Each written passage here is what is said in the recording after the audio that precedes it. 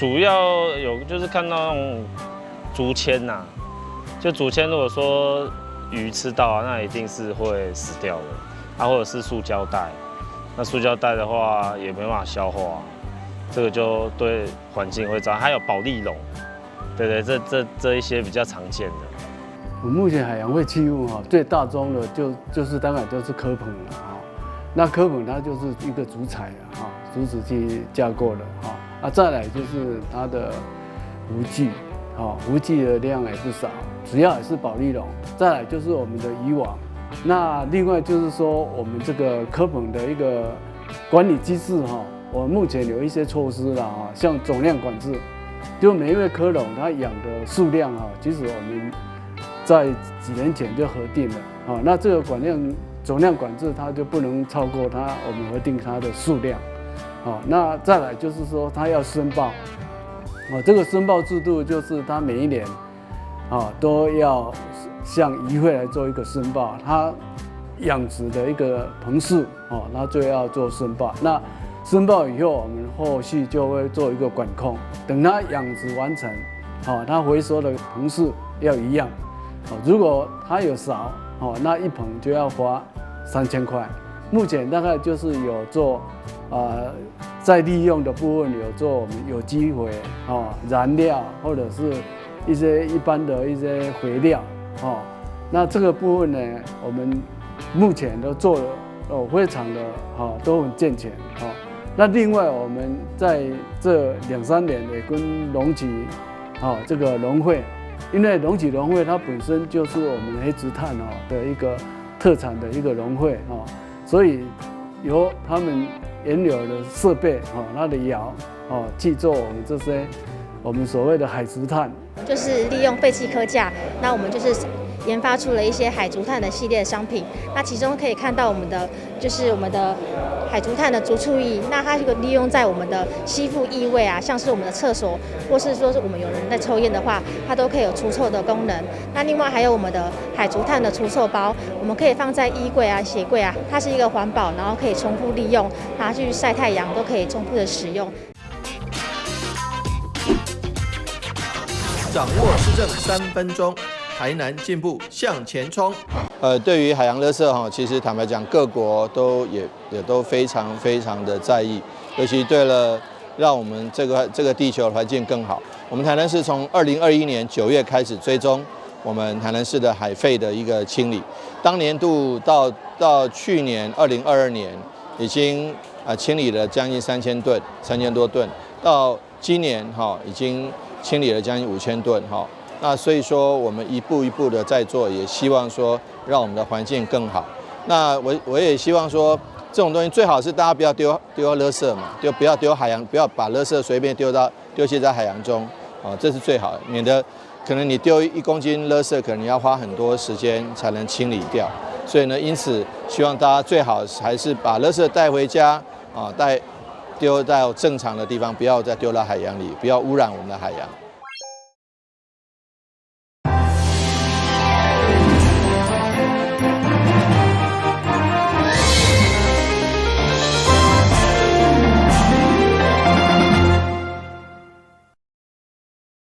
你好，是今日欢迎收看5月22号的中嘉台南电影新闻。面对国民党总统参选人侯友宜上节目讲出台南人无目睭的话，议会民进党团强烈批评是侮辱台南市民，要求正式道歉。在同一时间，议会国民党团嘛开记者会，指责赖清德担任市长232天无进议会，这是无民主精神，要求先道歉，再来选总统。代表国民党参选总统的新北市长侯友宜，加前担市员谢龙介共台参加节目，讲出台南人无目睭一事，引发外界批评。事后侯友宜坦承发言无周全，对此台南市会民进党团嘛口说，一时无小心所讲出来的是真心话，要求正式道歉。侯友宜昨天在他的脸书提出道歉，但是仔细看他的言论里面提到他只是一时情急，人往往在一时情急里面所说出来的就是真心话。而谢龙介在旁听到侯友宜说出真心话，没有帮台南人缓颊，反而帮腔，玩笑话当有趣，这样子再次的验现，侯友宜跟谢龙介才是真正的这个国民党没有民主的 DNA 的一个体现。面对绿营掠掉侯友宜讲唔对话，强调是侮辱的发言，议会国民党团也不满，认为侯友宜已经道歉，真正应该检讨是偌清调无正议会，佮讲国民党无民主自由的 DNA， 要求先道歉，再来选总统。讲伊无目睭，大概是安尼，他错了，他认错，这政治好不容易嘛吼。我偌清调，伊伫台南市232日无入来议会。3月期官员拢无入来哦，毋是伊家己要安尼，官员拢无入来，这民主政治支持。伊毋捌说过抱歉的话，伊个讲民主进步党是一个民主、自由、崇尚和平的政党。你甲想，伊毋捌抱歉，那我认为他应该要选总统优先抱歉，安尼较合理嘛。总统参选人发言以后，拿捏基层各位基主来辩护，避免负面影响愈拖愈大。台南新闻军籍林银根采访报道。为了维护河井事务所的使用安全，民政局进行全市37区的总体检，其中眼控中西区等10间厅舍完成内进初评，发现其中有8间也有安全的顾虑，将搁再进行详细评估。22号，民政局嘛将回乡建物补强的店铺款送议会，最后顺利通过审查。中西区河井事务所地上3层、地下1层的公有建物，成为为民服务的第一线。每一天车公民众出入频繁，不过对于民国60年建造到今，毕竟有了年岁。民政局为了安全起见，将对全市所有河井事务所拢进行内进评估。最后列管的有10间厅舍，初评有2间已经解除列管，其他8间也有顾虑，需要详细评估加补强。我们台南市总共有37个区域户政事务所，但核实办公室总共有21处，那有6个办公室是88年以后建筑的部分，那安全是没有疑虑。那其他的几个所呢，我们经过评估有10个所，然后麻豆跟将军原则上他们的内政补强是不用再加强。那其他总共有8个所的部分呢，有需要加强的部分，我们已经经过初评了，那现在要复评，那我们会尽速来处理，让市民朋友有一个比较安全的来办公的环境，这个部分我们民政局会尽速来处理。那有关于议员有关心到中西区的部分呢，那我这个部分我们会尽速来处理。包括中西区、永康、嘉义等8间河井事务所，以公有回乡建筑补强计划向中央争取补助款，其中市府的店铺款22号马上议会审查，结果核定补助的100多万全数通过。台南新闻军籍林银根采访报道。文朝院这个单位徛伫民间事业立场，持续巡回各县市，要甲首长座谈。22号因来到台南，就希望以文化美学加城市地理的角度，来了解目前市府的方向，同时提供因的想法，互相交流，希望为城市经济助力活力。成立2单位文朝院以民间创意为号召，结合超人物杂志等单位，22号邀集建筑等各行各业的精英来到台南，选定雅过优挺的环境来一撮知识交流，要让各界感受高度融入文化美学之下求新求变的想法。为什么叫文朝院？院就是民间书院的意思。那书院来讲的话，就是一种知识跟各种资讯交流，甚至是有教育的这种传承的意义。那这种传承来讲，我觉得我用对谈的方式会是最好。对谈的方式是一种标杆学习，我想最有感受性，然后最显而易见的，所以我们就启动了一连串与市长有约。那我们上个月刚跟台北市长蒋万安有一个市长有约的活动。那我本身是台南人，那我觉得一定要带大家来文化首都。因为我觉得台南的400年基本上是台湾的文化的一个传承的这个历史，所以今天就特别跟市政府有今天这样的一个安排，希望透过文化对谈，让所有的人更认识台南这个文化首府的地位，然后了解一个城市的品格，可以从文化做一个更好的奠基，更好的开始。我们这次特别到台南是希望能够深耕我们对文化的理念跟生活，所以我们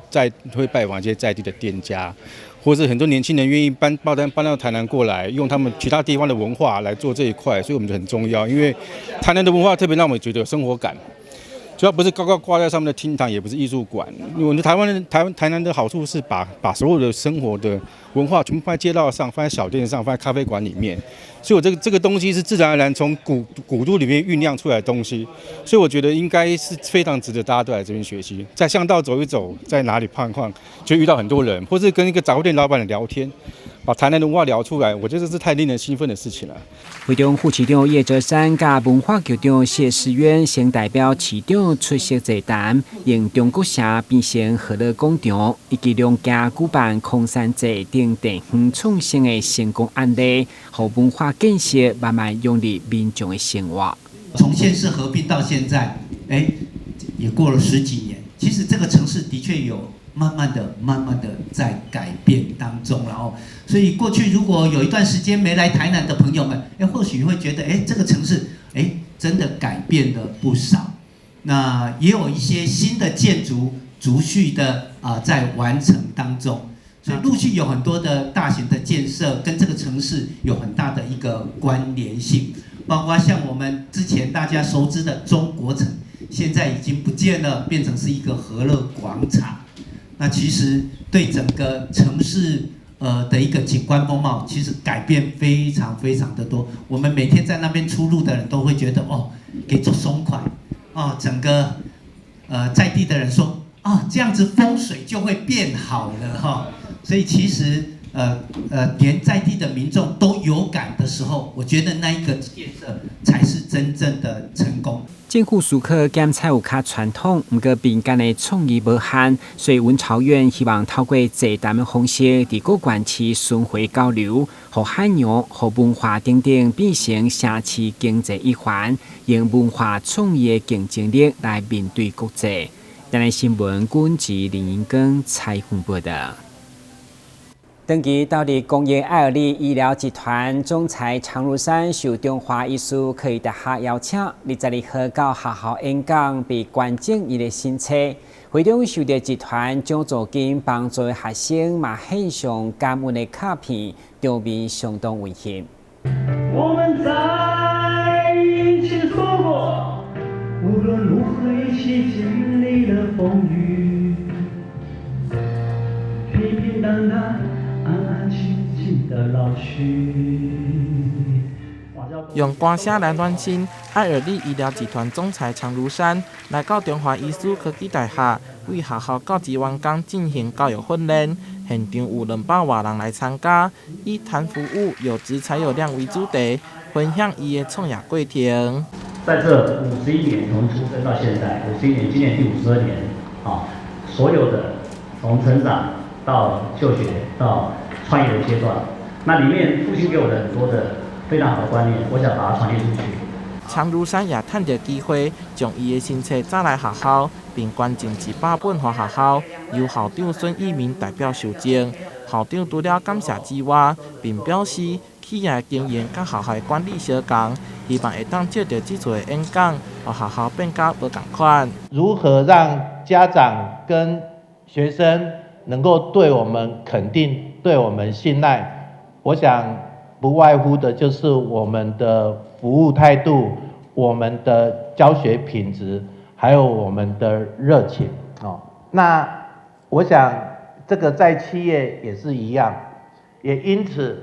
我相信在我们全亚洲或者全世界这个第一的爱尔利医疗集团的这个成就一定是有这样的一个条件或因素，可以让我们来做学习。爱尔利医疗集团长期拢在做公益，也为学校来培育人才。去年就捐赠200万作为助学金给学校，如今受到帮助的学生拢有成就。今仔日因特别送着卡片甲礼物，予总裁常如山当面来表达感谢。台南新闻杨顺怀采访报道。伫5年空表达爱的一天，为伫安平的金刚品牌结合在地知名酒店，举办一场百人手作活动，互精灵家己动手来做出专属的手指，相当有纪念性。同时伫宴会当中，嘛设计新人求婚的场面，温馨又更浪漫。请敲响幸福钟声，第一声敲响幸福，第二声幸福到来，第三声我爱你，一起幸福。共享幸福的精神，伫台南安平创立的银色金刚品牌，伫5日空即天举办全国唯一的百人手作活动，场面相当盛大。这是我很久的一个愿望哦，在疫情前，其实我就很想要做，因为想要做一个在我这个行业里面没有人做过的事情。其实我们的就业率跟结婚率都有下降，所以我也希望借由这一次的就业率、结婚或是生育率都是可以提升的。即马买手指无稀奇，家己做手指才有新意。现场提供8个无同款的手指做选择，伫师傅的指导之下，制作出独一无二的手指。当天参与的包括男女朋友、订婚翁仔某，还佫有人穿着明朝的婚服来体验。没有尝试过，所以来做看看。对啊，可以做一些比较属于自己的风格啊，就是可以留下一些美好的纪念。还蛮创新的，因为一般来讲说戒指我们大部分都是直接去做采买，这次的话都是可以自己去参与手做，还比较有意义。活动现场也邀请查经婚礼服务相关的厂商设展，不管想要啥物，伫遮拢总拢有。另外，更合作推出专属优惠券，非常适合想要结婚的新人来体验。我们主要是做婚顾的一条龙，婚礼顾问，你想得到所有结婚的一切，通通都有。然后我们今天呢，也非常的就是特别有请到一对模特儿来示范中式汉婚这样子的一个结婚的结婚照。然后跟大家分享。按时更结合在地酒店安排宴会，当中也设计求婚桥段，相当浪漫。品牌创办人表示，举办这个活动，将手工艺产业推广出去，未来更希望会当透过艺业结合，创造更较侪商机。台南新闻杨顺怀采访报道。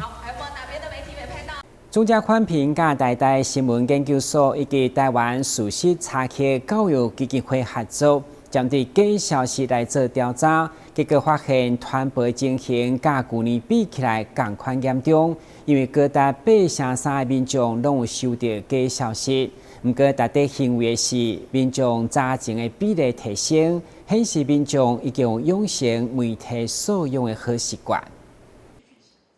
国内假消息散布情形严重吗？根据台大新闻研究所团队结合网络与电话混合调查，有高达83%的民众表示，一年内有收到假消息，高于去年。有超过一半民众认为是媒体工作者、政治人物与境外势力在散布假消息，而当怀疑是假讯息时，民众自行查核的比例提升了。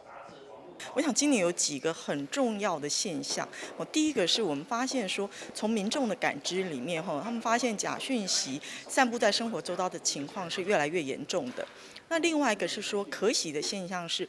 民众他们会对于假讯息会透过各种方式去查核确认真假的比例也比去年高哈。那我想这个是我们第一个，所以可以看到的比较的数据。那第二个是我们当然非常关切的是说，那台湾有非常多的机构在做事实查核的努力，那这些事实查核的努力有没有效果？那我们的调查结果也发现说，还蛮不错的哦，就是民众对于事实查核组织的认识跟使用他们的查核报告的比例是增加的。好，那我们在做这么多的假讯息的防治努力的同时，怎么样可以去面对这一些群众？如何能够让现在平台上的资讯是可以有助于我们的民主的品质，而且是可以降低社会对立？那我认为这个是关心假讯息议题的各方人士都可以依据这个结果好好再去思考，然后去想方设法，就是下一步我们要做这个假讯息的因应该如何做。好，那民众会去做这种假新闻防堵啊，或者是这种事实查核的现象呢，其实在那种类似像说就是高中职以下的这个教育程度的族群，或者是像一些老人的族群或者是中年的族群，其实他们这种会去做这种事实查核和这种假讯息防堵的比例是提高的这样子，所以我觉得这是一个，我觉得啦，我自己在这样子的东西里面是认为说，其实透过这1-2年努力啊，这种媒体素养确实是逐渐有在提高的这样子。有趣的是，一般民众对于生活健康的假新闻，大家都会接受且认定是错的讯息，但政治性的假新闻，民众却不一定这么认为。就是说，一般民众对于那个生活健康的假新闻，那它那个事实查核中心的那个查核效果是非常好的，几乎是大部分人都会接受这样的一个讯息，而且是很快的就认定说这个是错误的一个讯息。但是对于那个政治性的假新闻，那这个更正的效果、查核的效果，它就会受到政党倾向的一个限制。那比如说这个假新闻，如果是攻击民进党的假新闻，那对于那个国民党的支持者，泛蓝支持者，他就非常就是说容易接受这个假新闻，即使是你给他更正了，也没有任何的效果。那同样的那如果说这是属于攻击国民党的一个假新闻，